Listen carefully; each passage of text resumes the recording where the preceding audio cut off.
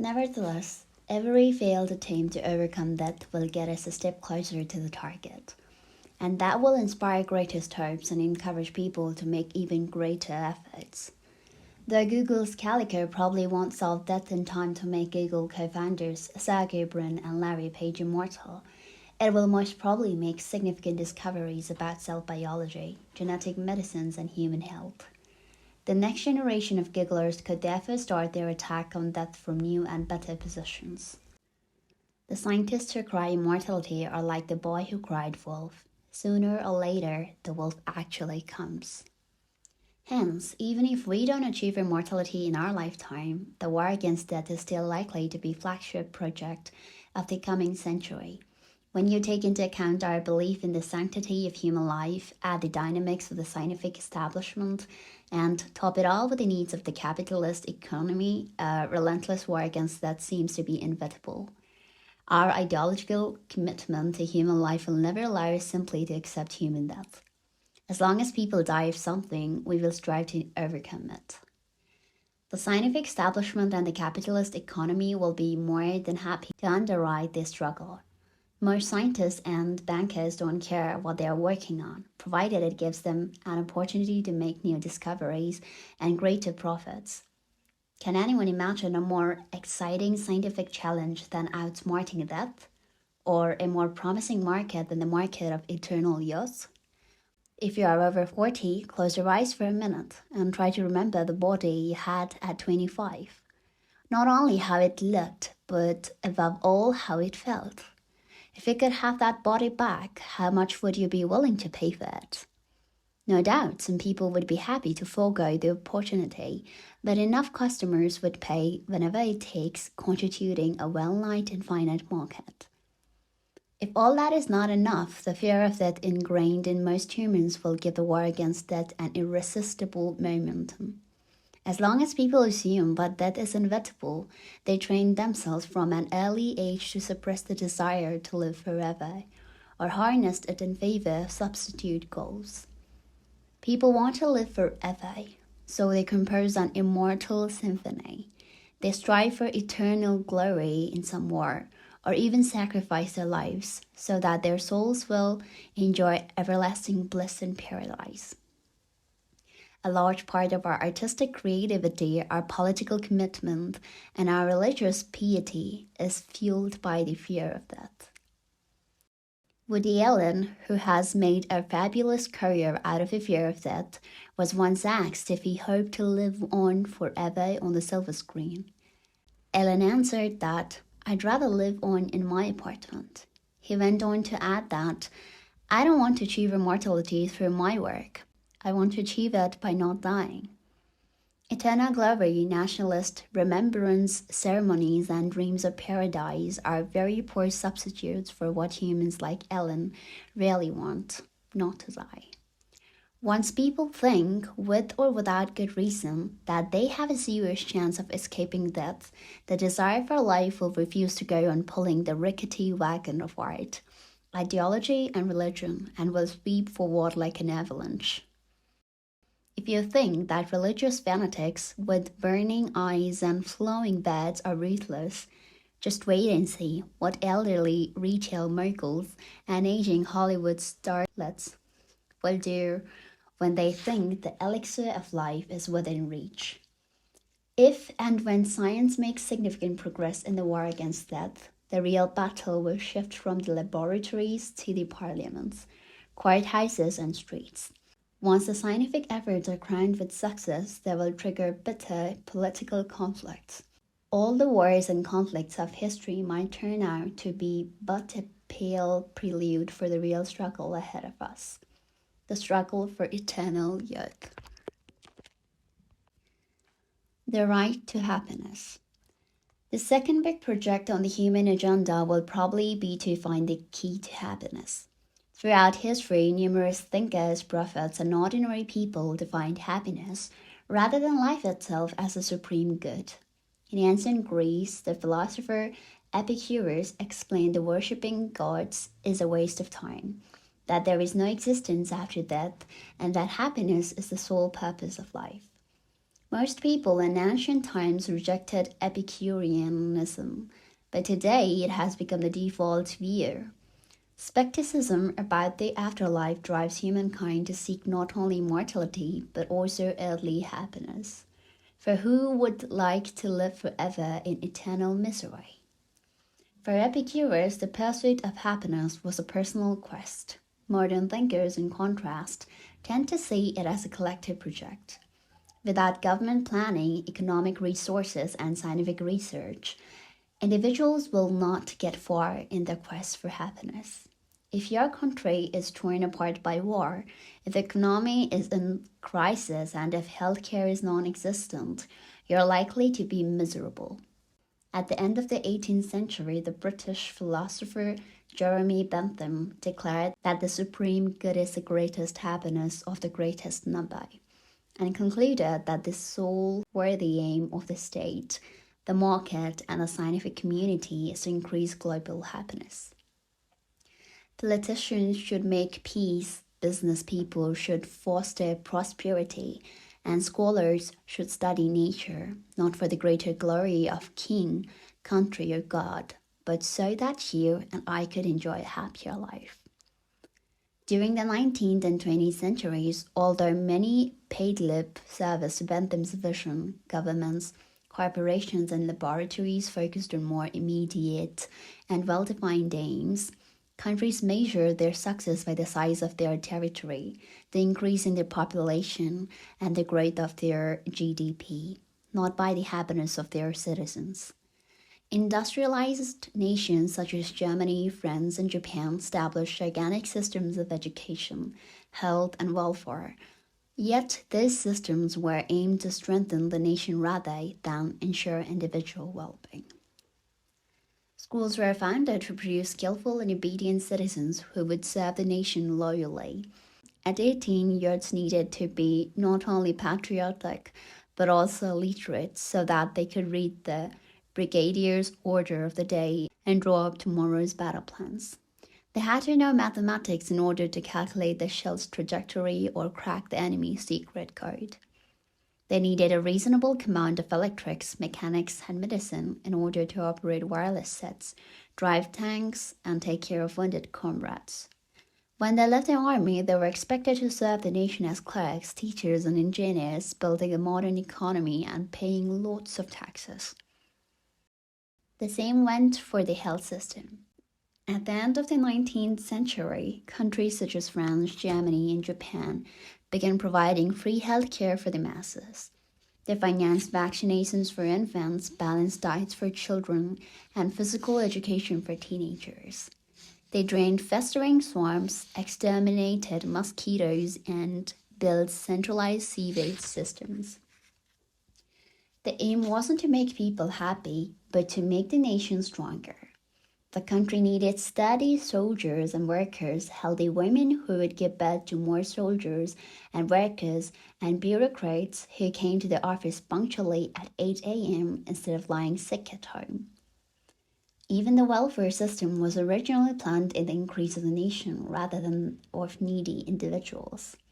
When Otto von Bismarck pioneered state pensions and social security in late 19th century Germany, his chief aim was to ensure the loyalty of the citizens rather than to increase their well-being. You fought for your country when you were 18 and paid your taxes when you were 40 because you counted on the state to take care of you when you were 70. In 1776, the founding fathers of the United States established the right to the pursuit of happiness as one of three unalienable human rights alongside the right to life and the right to liberty. It's important to note, however, that the American Declaration of Independence guaranteed the right of the pursuit of happiness, not the right to happiness itself. Crucially, Thomas Jefferson did not make the state responsible for its citizens' happiness. Rather, he sought only to limit the power to the state. The idea was to reserve for individuals a private sphere of choice, free from state supervision. If I think I'll be happier marrying John rather than Mary, living in San Francisco rather than Salt Lake City, and working as a bartender rather than the dairy farmer, then it's my right to pursue happiness my way, and the state shouldn't intervene even if I make the wrong choice. Yet over the last few decades, the tables have turned, and Bentham's vision has been taken far more seriously. People increasingly believe that the immense systems established more than a century ago to strengthen a nation should actually serve the happiness and well-being of individual citizens. We're not here to serve the state, it is here to serve us. The right to the pursuit of happiness, originally envisaged as a restraint on state power, has imperceptibly morphed into the right to happiness, as if human beings have a natural right to be happy, and anything which makes us dissatisfied is a violation of our basic human rights, so the state should do something about it. In the 20th century, per capita GDP was perhaps the supreme yardstick for evaluating national success. From this perspective, Singapore, each of whose citizens produces, on average, 56,000 worth of goods and services a year, is a more successful country than Costa Rica, whose citizens produce only 14,000 a year. But nowadays, thinkers, politicians, and even economists are calling to supplement or even replace GDP with GDH, gross domestic happiness. After all, what do people want? They don't want to produce, they want to be happy. Production is important because it provides a material basis for happiness, but it is only the means, not the end. In one survey after another, Costa Ricans report far higher levels of life satisfaction than Singaporeans. Would you rather be a highly productive but dissatisfied Singaporean or a less productive but satisfied Costa Rican?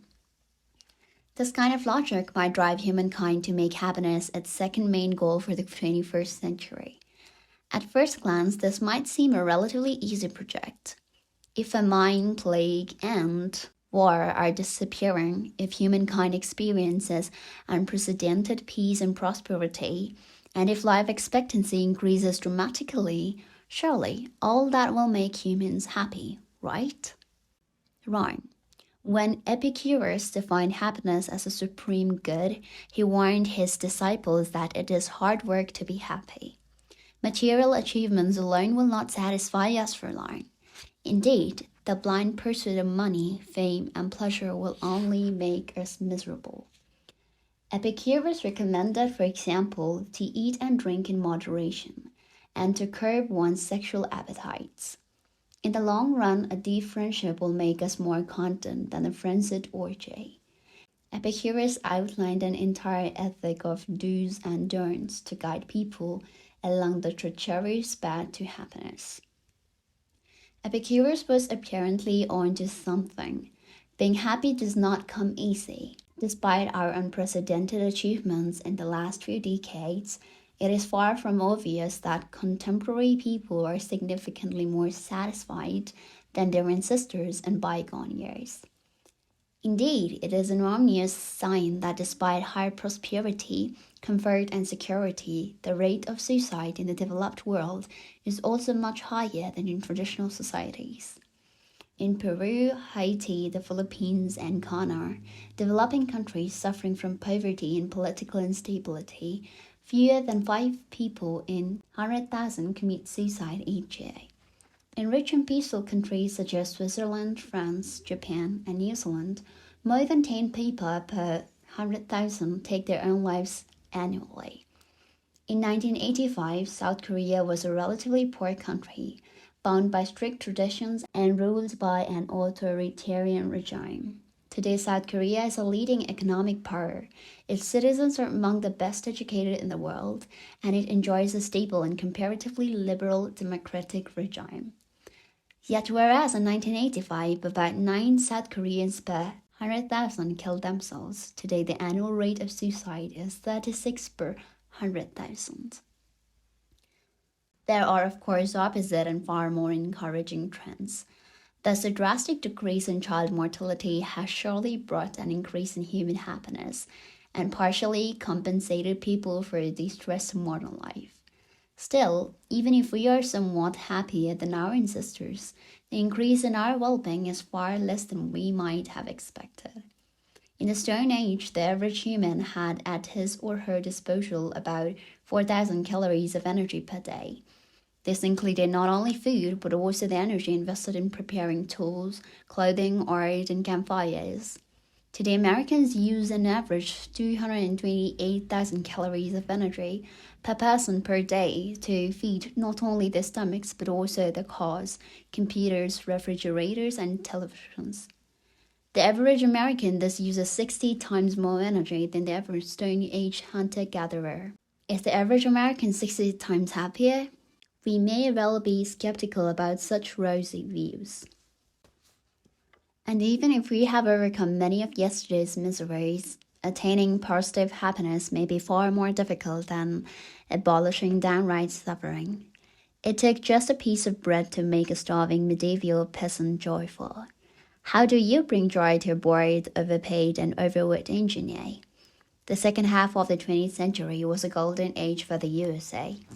Victory in the Second World War, followed by an even more decisive victory in the Cold War, turned it into the leading global superpower. Between 1950 and 2000, American GDP grew from $2 trillion to $12 trillion. Real per capita income doubled. The newly invented contraceptive pill made sex freer than ever. Women, gays, African Americans, and other minorities finally got a bigger slice of the American pie. A flood of cheap cars, refrigerators, air conditioners, vacuum cleaners, dishwashers, laundry machines, telephones, televisions, and computers changed daily life almost beyond recognition. Yet studies have shown that American subjective well-being levels in the 1990s remained roughly the same as they were in the 1950s. In Japan, average real income rose by a factor of 5 between 1958 and 1987 in one of the fastest economic booms of history. This avalanche of wealth, coupled with myriad positive and negative changes in Japanese lifestyles and social relations, had surprisingly little impact on Japanese subjective well-being levels. The Japanese in the 1990s were as satisfied or dissatisfied as they were in the 1950s. It appears that our happiness bangs against some mysterious glass ceiling that does not allow it to grow despite all our unprecedented accomplishments. Even if we provide free food for everybody, cure all diseases, and ensure world peace, it won't necessarily shatter the glass ceiling. Achieving real happiness is not going to be much easier than overcoming old age and death. The glass ceiling of happiness is held in place by two stout pillars, one psychological, the other biological.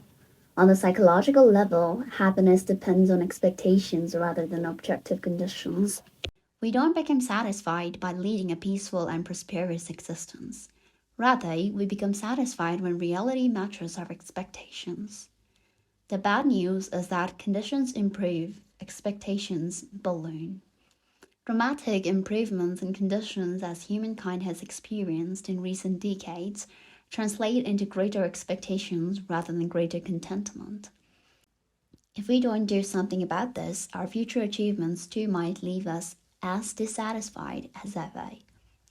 On the biological level, both our expectations and our happiness are determined by our biochemistry, rather than by our economic, social, or political situation. According to Epicurus, we're happy when we feel pleasant sensations and are free from unpleasant ones.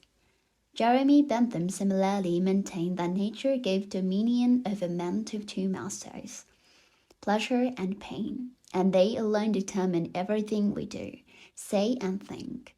Bentham's successor, John Stuart Mill, explained that happiness is nothing but pleasure and freedom from pain, and that beyond pleasure and pain there is no good and no evil.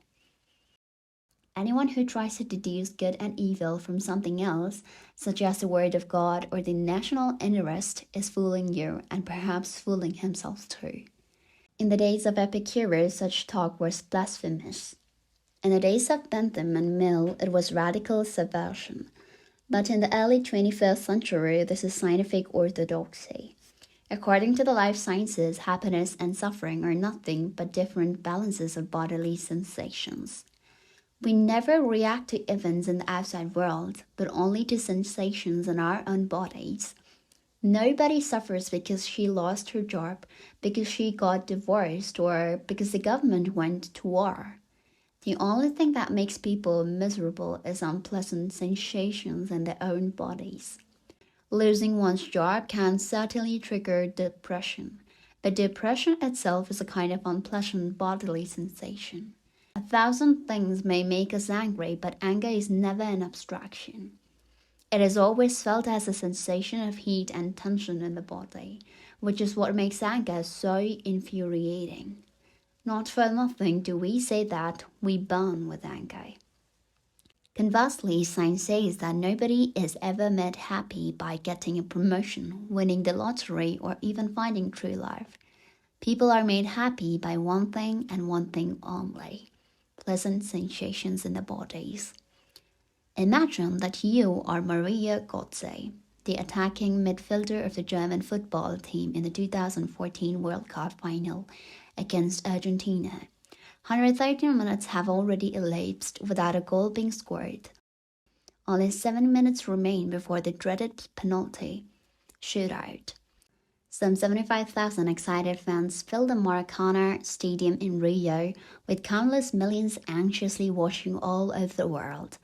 You are a few meters from the Argentinian goal when Andrés Sorel sends a magnificent pass in your direction.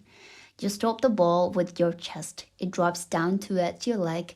You give it a kick in mid-air and you see it fly past the Argentinian goalkeeper and bury itself deep inside the net. Goal! The stadium erupts like a volcano. Tens of thousands of people roar like mad. Your teammates are racing to hug and kiss you. Millions of people back home in Berlin and Munich collapse in tears before the television screen.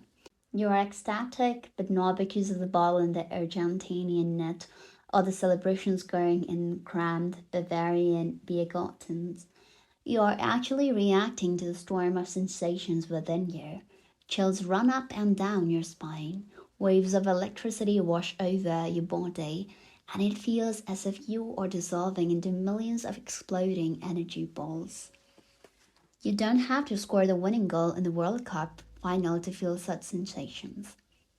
If you receive an unexpected promotion at work and start jumping for joy, you are reacting to the same kind of sensations. The deeper parts of your mind know nothing about football or about jobs. They know only sensations. If you get a promotion, but for some reason don't feel any pleasant sensations, you will not feel satisfied. The opposite is also true. If you have just been fired or lost a decisive football match, but you are experiencing very pleasant sensations, perhaps because you popped some pill, you might still feel on top of the world. The bad news is that pleasant sensations quickly subside and sooner or later turn into unpleasant ones. Even scoring the winning goal in the World Cup final does not guarantee lifelong bliss. In fact, it might all be downhill from there. Similarly, if last year I received an unexpected promotion at work, I might still be occupying that new position, but the very pleasant sensations I experienced when hearing the news disappeared within hours. If I want to feel those wonderful sensations again, I must get another promotion and another. And if I don't get a promotion, I might end up far more bitter and angry than if I had remained a humble pawn. This is all the fault of evolution. For countless generations, our biochemical system adapted to increasing our chances of survival and reproduction, not our happiness. The biochemical system rewards actions conducive to survival and reproduction with pleasant sensations. But these are only an ephemeral sales gimmick. We struggle to get food and mates in order to avoid unpleasant sensation of hunger and to enjoy pleasing tastes and blissful orgasms. The nice days and blissful orgasms don't last very long, and if we want to feel them again, we have to go out looking for more food and mates. What might have happened if a rare mutation had created a squirrel who, after eating a single nut, enjoys an everlasting sensation of bliss? Technically, this could actually be done by rewiring the squirrel's brain. Who knows? Perhaps it really happened to some lucky squirrel millions of years ago. But if so, that squirrel enjoyed an extremely happy and extremely short life, and that was the end of the rare mutation. For the blissful squirrel would not have bothered to look for more nuts, let alone mates. The rival squirrels who felt hungry again 5 minutes later, eating a nut, had much better chances of surviving and passing the genes to the next generation. For exactly the same reason, the nuts we humans seek to gather, lucrative jobs, big houses, good-looking partners, seldom satisfy us for long. Some may say that this is not so bad because it isn't the goal that makes us happy, it's the journey. Climbing Mount Everest is more satisfying than standing at the top. Flirting and foreplay are most exciting than having an orgasm. And conducting groundbreaking lab experiments is more interesting than receiving praise and prizes. Yet, this hardly changes the picture. It just indicates that evolution controls us with a broad range of pleasures. Sometimes it seduces us with sensations of bliss and tranquility, while on other occasions, it goads us forward with thrilling sensations of elation and excitement. When an animal is looking for something that increases its chances of survival and reproduction, example, food, partners, or social status, the brain produces sensations of alertness and excitement, which drive the animal to make even greater efforts because they are so very agreeable. In a famous experiment, scientists connected electrodes to the brains of several rats, enabling the animals to create sensations of excitement simply by pressing a pedal. When the rats were given a choice between tasty food and pressing the pedal, they preferred the pedal, much like kids preferring to play video games rather than come down to dinner. The rats pressed the pedal again and again until they collapsed from hunger and exhaustion. Humans too may prefer the excitement of the race to resting on the laurels of success. Yet, what makes the race so attractive is the exhilarating sensations that go along with it. Nobody would have wanted to climb mountains, play video games, or go on blind dates if such activities were accompanied solely by unpleasant sensations of stress, despair, or boredom. Alas, the exciting sensations of the race are as transient as the blissful sensations of victory.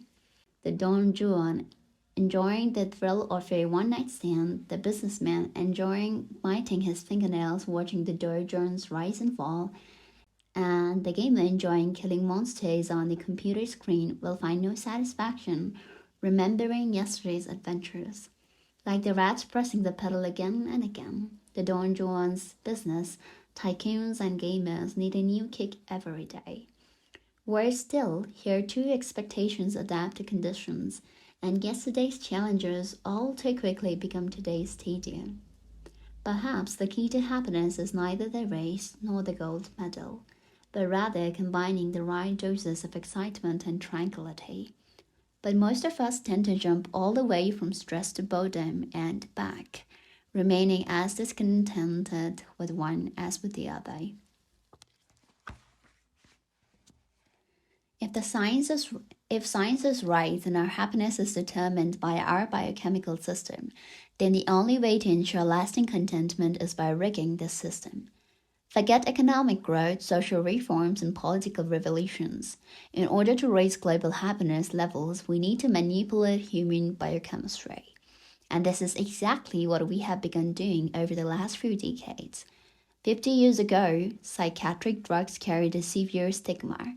Today, that stigma has been broken. For better or worse, a growing percentage of the population is taking psychiatric medicines on a regular basis, not only to cure debilitating mental illnesses, but also to face more mundane depressions and the occasional blues.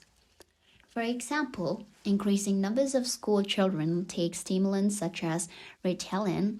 In 2011, 3.5 million American children were taking medications for ADHD, attention deficit hyperactivity disorder. In the UK, the number rose from 92,000 in 1997 to 786,000 in 2012. The original aim had been to treat attention disorders, but today, completely healthy kids take such medications to improve their performance and live up to the growing expectations of teachers and parents. Many object to this development and argue that the problem lies with the education system rather than with the children. If people suffer from attention disorders, stress, and low grades, perhaps we ought to blame outdated teaching methods, overcrowded classrooms, and an unnaturally fast tempo of life. Maybe we should modify the schools rather than the kids. It is interesting to see how the arguments have evolved. People have been quarreling about education methods for thousands of years. Whether in ancient China or Victorian Britain, everybody had his or her pet method and vehemently opposed all alternatives. Yet, Hitler every day still agreed on one thing. In order to improve education, we need to change the schools.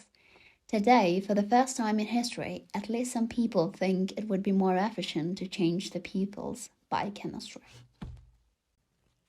Armies are heading the same way. 12% of American soldiers in Iraq and 17% of American soldiers in Afghanistan took either sleeping pills or antidepressants to help them deal with the pressure and distress of war.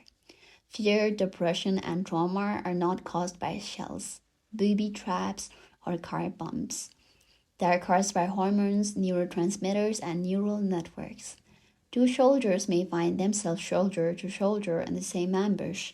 One will freeze in terror, lose his wits, and suffer from nightmares for years after the event. The other will charge forward courageously and win a medal. The difference is in the soldier's biochemistry, and if we find ways to control it, we will at one stroke produce both happier soldiers and more efficient armies. The biochemical pursuit of happiness is also the number one cause of crime in the world. In 2009, half of the inmates in U.S. federal prisons got there because of drugs. 38% of Italian prisoners were convicted of drug-related offenses. 55% of inmates in the UK reported that they committed their crimes in connection with either consuming or trading drugs. A 2001 report found that 62% of Australian convicts were under the influence of drugs when committing the crime for which they were incarcerated. People drink alcohol to forget, they smoke pot to feel peaceful. They make cocaine and methamphetamines to be sharp and confident, whereas ecstasy provides ecstatic sensations and LSD sends you to meet Lucy in the sky with diamonds. What some people hope to get by studying, working, or raising a family, others try to obtain far more easily through the right dosage of molecules. This is an existential threat to the social and economic order, which is why countries wage a stubborn, bloody, and hopeless war on biochemical crime. The state hopes to regulate the biochemical pursuit of happiness, separating bad manipulations from good ones. The principle is clear.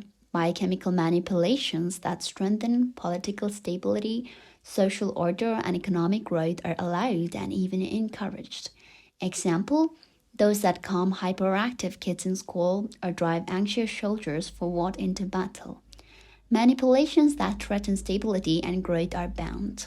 But each year, new drugs are born in the research labs of universities, pharmaceutical companies, and criminal organizations, and the needs of the state and the market also keep changing. As the biochemical pursuit of happiness accelerates, so it will reshape politics, society, and economics, and it will become even harder to bring it under control. And drugs are just the beginning. In research labs, experts are already working on more sophisticated ways of manipulating human chemistry, such as sending direct electrical stimuli to appropriate spots in the brain, or genetically engineering the blueprints of our bodies. No matter the exact method, gaining happiness through biological manipulation won't be easy, for it requires altering the fundamental patterns of life. But then, it wasn't easy to overcome famine, plague, and war either. It is far from certain that humankind should invest so much effort in the biochemical pursuit of happiness. Some would argue that happiness simply isn't important enough and that it is misguided to regard individual satisfaction as the highest aim of human society. Others may agree that happiness is indeed the supreme good, yet would take issue with the biological definition of happiness as the experience of pleasant sensations. Some 2,300 years ago, Epicurus warned his disciples that immoderate pursuit of pleasure is likely to make them miserable rather than happy. A couple of centuries earlier, Buddha had made an even more radical claim, teaching that the pursuit of pleasant sensations is in fact the very root of suffering. Such sensations are just ephemeral and meaningless vibrations. Even when we experience them, we don't react to them with contentment, rather, we just crave for more. Hence, no matter how many blissful or exciting sensations I may experience, they will never satisfy me.